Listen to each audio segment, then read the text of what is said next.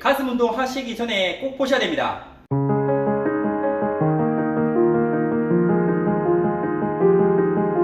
TV의 김기웅 트레이너입니다.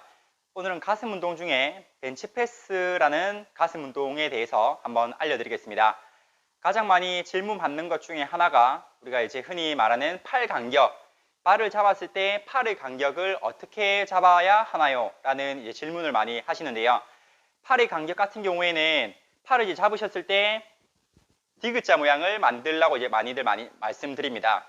팔을 이런 식으로 이제 뻗으셨을 때 내리실 때는 그냥 그대로 이렇게 수직으로 내리시는 게 아니라 팔을 약간 가슴 하부 쪽으로 내리듯이 이런 식으로 내릴 때는 호흡을 이렇게 들이마시는 거예요. 이렇게 팔꿈치가 이렇게 올라와 있는 게 아니죠. 팔꿈치가 이렇게 올라오시게 되면은 아무래도 어깨 전면 쪽에 부하가 많이 걸리다 보니까 발을 잡고 내리실 때는 이런 식으로 약간 직각 상태의 모양을 만들어 주시는 게 조금 더. 바의 위치는 발을 이제 잡으셨을 때 그냥 마찬가지로 그대로 그냥 내리시게 되면은 이 가슴 상부 쪽에 이제 위치할 가능성이 높은데요. 바의 위치는 약간 더 가슴 젖꼭지 라인으로 해서 이 하부 쪽으로 바가 올 수 있도록 이런 식으로 내릴 때 호흡을 들이마시고 내뱉는 간격을 유지해 주시는 게 좋아요. 다리의 위치인데 우리가 이제 보통 벤치에 누우셨을 때 발을 벤치 위에 올리는 분도 계시고요. 또는 발바닥을 이제 바닥에 놓고 하는 경우가 있는데 조금 더 이제 안정감 있게 동작을 수행을 하기 위해서는 발바닥을 정확하게 바닥에 내려놓고 하시는 것을 또 추천드립니다. 발바닥이 지면에 완전하게 닿고 있어야지만 몸이 흔들리지 않고 복압을 상승시키고 몸의 중심을 잘 잡을 수가 있거든요. 복부랑 허리의 상태에 대한 설명인데 복부랑 허리 같은 경우에 보통 가슴 운동 하실 때 신경을 제대로 안 쓰는 분들이 많은 것 같아요. 가슴 운동을 이제 내리실 때 보시면은 가슴을 들었을 때 복부까지 너무 과도하게 들어서 허리가 과하게 이렇게 전만이 된 상태인 분들이 많이 계신데 이렇게 되면 오히려 허리에 과하게 부담이 되고 과전만이라고 해서 가슴의 근육보다는 허리에 힘을 이용하셔가지고 발을 미는 경우가 있어요. 그래서 복부랑 허리를 최대한 압착을 시켜주셔야 돼요. 배를 당기고 허리도 아치는 생기되 정확하게 말씀드리면은 이 복부와 척추가 중립 자세가 돼야 된다는 거죠. 허리의 전만이 과한 게 아니라 이런 식으로 복부를 당기셔가지고 엉덩이와 복부, 몸에 있는 이 파워존이라고 하는 부분이 정확하게 힘이 잘 들어가 있으셔야 돼요. 호흡법 같은 경우에는 뭐 예를 들어서 초보자분들은 근육이 보통 수축할 때 팔을 뻗었을 때 호흡을 내뱉으라고 말씀드리고요. 내릴 때는 호흡을 들이마시라고 이렇게 말씀을 드려요. 근데 이제 어느 정도 중량이 들어가고 내가 고중량을 좀 다루는 사람이다 라고 하시면은 발을 내리실 때 호흡을 들이마실 때 조금 더 복압을 상승시키기 위해서 약간 호흡을 참는 방법도 있습니다. 발을 잡으셨을 때 들이마시고 흡 올리셨을 때 후 내뱉을 수 있도록 이런 식으로. 발을 내리실 때는 이때 호흡을 내뱉거나 말을 하거나 뭔가 기압을 넣게 되면은 오히려 이 복부의 압력 자체가 떨어질 수가 있어요. 그래서 발을 내리실 때 호흡을 흡, 올리실 때 후, 흡, 후, 흡, 후 이런 식으로 호흡법도 이제 초보 단계일 때와 또 어느 정도 중급자, 고급자로 올라갈 때 호흡법이 약간씩 차이가 있기 때문에 그러한 부분도 본인의 상태에 따라서 근육의 상태라든지 체력적인 부분을 고려해서 진행해 주시는 게 좋아요. 그리고 이제 발을 이제 마지막 걸어 놓으실 때 보시면은 스미스 머신이나 덤벨로 할 때는 예외지만 프리웨이트라고 해서 발을 이렇게 올리실 때 이 걸려 있는 고리를 보시면은 이런 바에 이제 바가 걸려 있잖아요. 근데 이제 보통 보시면은 바를 잡고 내리실 때 제가 한번 보여드리겠습니다. 이렇게 이제 아까 말씀드린 바의 간격 그대로 이렇게 경계선상에서 발을 잡아주시는 거예요. 이렇게 잡으신 상태에서 올리셨을 때 이렇게 동작을 이제 내렸다가 다 수행을 하고 나서 발을 걸어 놓을 때 한쪽으로 이런 식으로 걸어 놓는 게 아니라 눈빛은 시선을 발을 바라보시고요. 그대로 최대한 벽에 붙이신 상태에서 최대한 붙이고 나서 그 다음에 밀착을 딱 시켜서 내려놓으시는 거예요. 안 그러고 발을 올리시고 요 발을 한쪽에만 걸어 놓게 되면은 무게를 많이 다루실 때는 몸이 기울어질 수가 있어요. 그래서 동작이 될 때까지 계속 시선을 바에 고정을 해주시고요.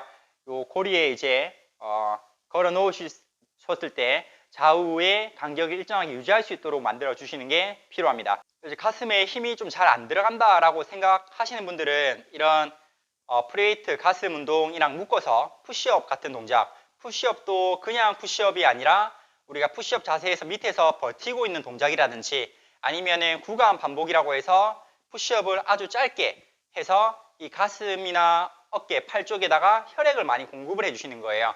그래서 똑같은 동작을 하더라도 내가 느낌이 잘 안 나온다라고 생각 드시는 분들은 조금 더 정확한 자세로 자세를 잡으시고 컴파운드 세트라고 해서 하나의 동작을 더 묶어서 하는 방법이 있습니다. 물론 이제 무게를 많이 들고 그런 식으로 하게 되면은 아무래도 힘 전달이 좀 잘 안 되기 때문에 체력적인 부분이 약하신 분들은 단일 운동으로 해주시는 게 좋고요. 가슴이 자극이 좀 안 느껴진다라고 하시는 분들은 무게를 두 동작 둘 다 무게를 낮춰가지고 그렇게 진행을 해보시는 것도 도움이 되겠죠. 이렇게 내리셨을 때 이 가슴 쪽 근육을 수축을 시킬 수 있도록 맨몸으로 내 가슴 앞쪽에 있는 근육을 이런 식으로 모아 보시는 거예요. 이렇게 해서 가슴 쪽 근육이 최대한 모일 수 있도록 맨몸으로 이런 식으로 이런 동작은 내가 오늘 가슴 운동을 한다 센터에 헬스장에 이제 가실 때 충분히 이렇게 맨몸으로 워밍업을 하시는 거예요. 이런 식으로 이렇게 가시기 전에. 그래서 이제 운동을 하기 전에는 뭐 머리부터 발끝까지 몸을 다 푸는 것도 필요하겠지만 내가 원하는 부위를 집중적으로 워밍업을 하셔가지고 그 부위에 열을 발생을 시키고 관절의 가동 범위 또한 늘려주시는 게 필요하거든요. 그래서 팔을 디귿자 형태에서 우리가 바를 잡았을 때처럼 늘리셨다가 후 들이마시고 후 이런 식으로 맨몸으로 이 중량이 좀 안 걸려있기 때문에 맨몸으로 한 100개 정도 이렇게 위치를 또 바꾸셔가지고 이런 식으로 한 100개 정도 그 다음에 어깨 돌리기도 그냥 팔을 이렇게 원을 그린다라기보다는 가슴 운동에 조금 더 효과가 있도록 어깨 견갑 쪽을 뒤로 최대한 당기시면서 이런 식으로 어깨를 뒤쪽으로 모아주시는 거예요. 이렇게 해서 견갑이 조금 더 안정감 있게 뒤에서 균형을 잡고 있으셔야 되겠지만 벤치프레스 할 때는 견갑이 고정이 돼 있을 때 가슴을 늘릴 수 있도록 해야 되거든요. 그래서 이런 식으로 워밍업을 후 마시고 후 배에는 힘을 주고 가슴 쪽으로 근육을 쥐어 짜주시면 됩니다. 이렇게 견갑이랑 어깨의 전인과 후인 즉 어깨가 앞쪽으로 말려 있거나 뒤로 움직이는 동작에 대한 설명인데요. 대부분 현대인들은 어깨가 전인이 많이 되어 있다 보니까 어깨를 이렇게 후인을 시키는 동작에 있어서 제한이 많이 생깁니다. 그래서 처음에 하실 때는 무조건 풀로 가동 범위를 다 써가지고 동작을 수행하는 게 아니라 어깨를 먼저 뒤로 한번 젖혀 보시고요. 이 어깨의 움직임이 이 앞뒤로 잘 일어나는지를 한번 체크해 주셔야 돼요. 그렇지 않은 분들은 이러한 어깨의 전인, 후인부터 만드는 연습을 해 주셔야 되고 잘 되는 분들에 한해서 한번 설명을 드리면은 어깨를 뒤에 딱 붙이셨을 때 이 어깨 후면이라든지 견갑, 날개뼈 쪽들이 뒤에서 고정이 잘 돼 있으셔야 돼요.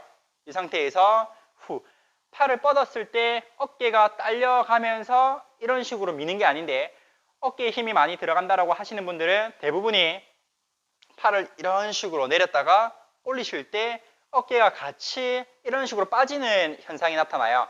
그래서 이런 동작들보다는 내 관절의 근육의 움직임이 허용되는 범위까지만 이 정도까지만 올리셔도 돼요. 그럼 어깨가 빠지지 않고 동작 수행이 가능하시겠죠. 여기서 이렇게 하는 거는 잘 안 되는 거예요.